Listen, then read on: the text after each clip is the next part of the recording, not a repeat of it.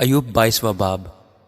تب الفز تیمانی نے جواب دیا، کیا کوئی انسان خدا کے کام آ سکتا ہے؟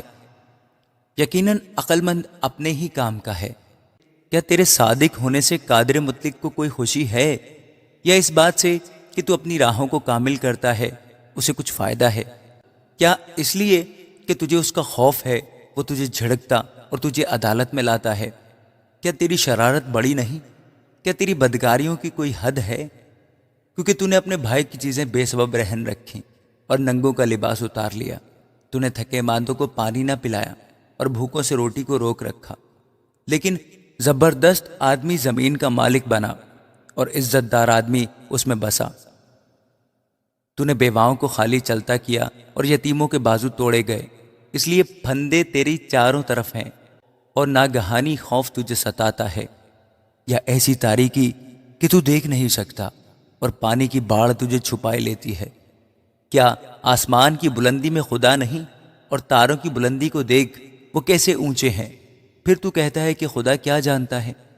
کیا وہ گہری تاریکی میں سے عدالت کرے گا؟ دلدار بادل اس کے لیے پردہ ہیں کہ وہ دیکھ نہیں سکتا۔ وہ آسمان کے دائرہ میں سیر کرتا پھرتا ہے۔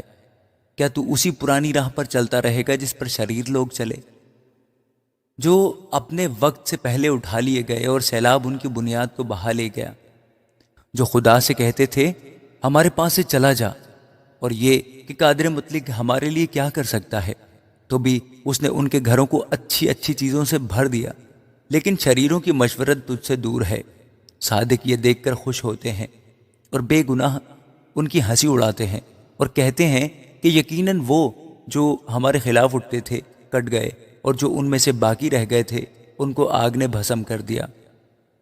اس سے ملا رہے تو سلامت رہے گا اور اس سے تیرا بھلا ہوگا۔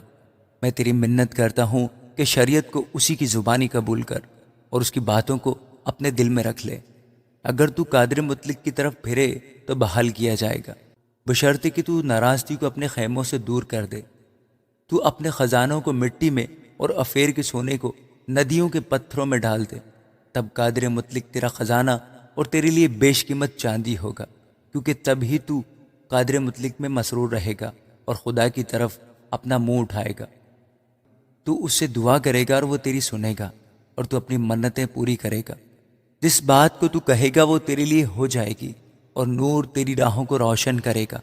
جب وہ پست کریں گے تو کہے گا بلندی ہوگی، اور وہ حلیم آدمی کو بچائے گا، وہ اس کو بھی چھڑا لے گا جو بے گناہ نہیں ہے۔